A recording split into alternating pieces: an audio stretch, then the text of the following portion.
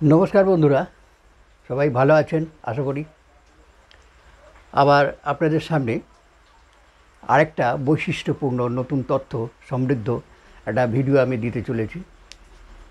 আগে যেসব ভিডিওগুলো দিয়ে আশা করি আপনাদের ভালো লেগেছে, সেই উদ্দেশ্য নিয়েই আমি আবার একটা নতুন ভিডিও দিচ্ছি ত্রিশূল সম্পর্কে।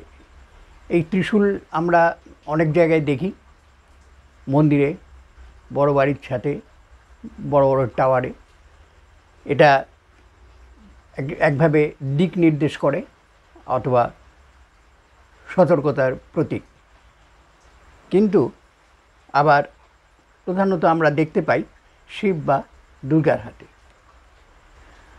অস্ত্র হিসেবেই আমরা এটাকে দেখতে পাই, যা বিভিন্ন অসুর বধে কাজে লেগেছে বা লাগে।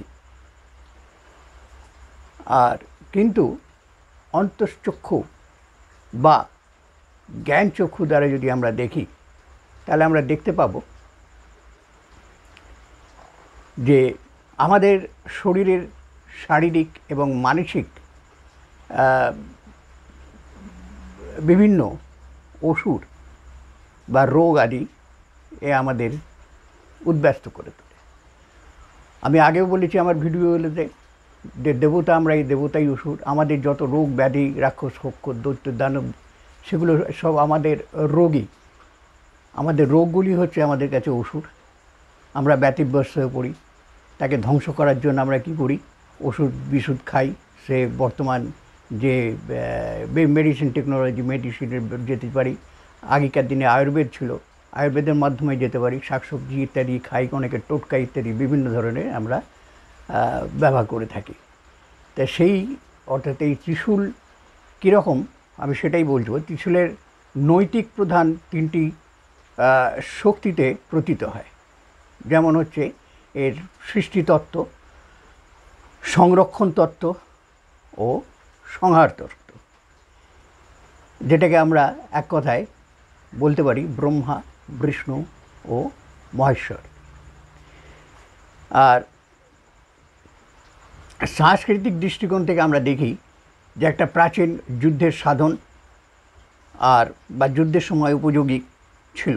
মন্দির বা উঁচু বাড়ির মাথায় বজ্রপাত প্রতিরোধ করতেও এটাকে ব্যবহার করা হয়। আর আমরা যদি দেখি এইবারে অন্তশ্চক্ষু দিয়ে, তাহলে রোগের ত্রিশূল, ভোগের ত্রিশূল ইত্যাদি আমি বর্ণনা করে যাচ্ছি। তো রোগের ত্রিশূল হলো বাত, পিত্ত, কফ। এগুলো যদি একটু ব্যতিক্রমী হয়, তাহলে আমরা বিভিন্ন রোগে ভুগে থাকি, যাকে ত্রিদোষ বলে। আর ভোগের ত্রিশূল বা হলো যে ত্রিতাল বা আদিবৈদিক, আধ্যাত্মিক এবং আদিদৈবিক। এই সম্পর্কে আমার ভিডিও আছে, দেওয়া আছে, দেখে নেবেন। আর ত্রিসঙ্গম হলো গঙ্গা, যমুনা, সরস্বতী। নারী হলো ইড়া, পিঙ্গলা, সুষুম্না। কর্ম হলো মন, বচন, কর্ম, বা যেটাকে দমন বা বশ করলে বা নিয়ন্ত্রণ করলে আমরা সন্ন্যাসী বা পরিব্রাজক হতে পারবো, শুদ্ধ এবং পবিত্র হতে পারবো। ফল ত্রিফলা বলি আমরা, আমলকি, বহেরা, হরিতকি। এগুলো হচ্ছে আমাদের শারীরিক ত্রিদোষ মুক্ত করে। আর শারীরিক দোষ মুক্ত হলেও মানসিক দোষ থেকেও আমরা মুক্ত হতে পারি। আর দেবতা মূর্তি হলো এই ব্রহ্মা, বিষ্ণু, মহেশ্বর। আর কাল হিসেবে যদি আমরা ত্রিশূল দেখি, তাহলে দেখব যে ভূত, বর্তমান, ভবিষ্যৎ। আর সময় হিসেবে যদি দেখি, যে প্রাতঃ, মধ্যাহ্ন এবং সায়াহ্ন, সন্ধ্যা। আবার সময় এই মদ বা অহংকার হিসেবে যদি দেখি, আমাদের মত্ততা, হ্যাঁ, সেটা হচ্ছে যে পরিবার সম্পর্কে আমাদের অনেকে বংশ পরিচয় দিয়ে, জানিস আমি অমুক বংশের লোক ইত্যাদি, এইকেই বলছে মদ বা অহংকার। আর পরিবার, বিদ্যা, অর্থ, এই হচ্ছে ভৌতিক ত্রিশূল। আর আসরিক সম্পদ বা আত্মনাশকারী, যেগুলো হচ্ছে আত্মনাশকারী, হচ্ছে কাম, ক্রোধ এবং লোভ। আমরা গীতার 16 অধ্যায়ের 21 নম্বর শ্লোক যদি দেখি, আপনি দেখতে পাবেন। আর ত্রিতপ অর্থাৎ তপ বা তপস্যা হচ্ছে শারীরিক, বাচিক এবং মানসিক। এ হচ্ছে পারলৌকিক তপস্যা। এ সম্পর্কে আপনাদের জানালাম।